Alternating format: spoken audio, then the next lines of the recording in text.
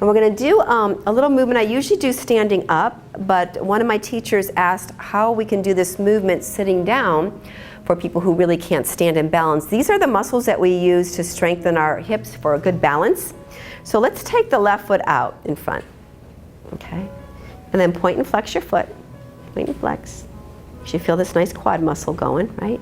But we're going to do a little bit of leg lifting here. So I want you to hold on to the chair, and I want you to lift that leg up and down just a little bit. It doesn't even have to go very much. Yeah, up and down. Good. So you got the feeling of the up and down. Now what we're going to do is we're going to take the foot and we're going to make it pigeon-toed. So we're actually rolling the ankle, but we're really feeling it in the hip, right? Because the whole hip rotates too. And then we go up a little bit and down. Oh, does everybody feel that? Oh, right here.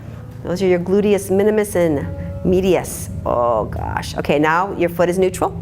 We're going to take it to the other side. So that means the foot is out and the heel is in, and you're like a little duck walk, and we go in and out. And you should feel that right here in the inner thigh. Those are the adductors. And that adductors are part of your core muscles. So all these muscles are good for your posture. Good. And when you come back in, we'll just go up and down 1 or 2 times. Good. Good. Oh, shake it out. That's a lot of work for those muscles, huh? Okay, so other side.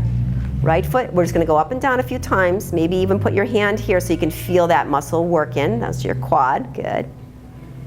And then we'll do that internal rotation. So it's a pigeon-toed. You should feel immediately when that happens. You could even feel that muscle. Even without lifting, you could feel that muscle working. These muscles are so important for your balancing. They're your hip stabilizers.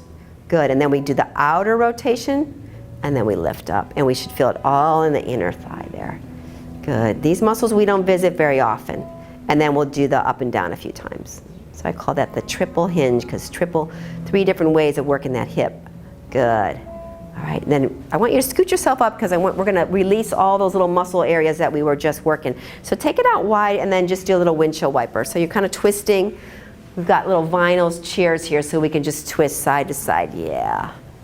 And once you're doing that a few times, turn your head the opposite way of where your knees are going.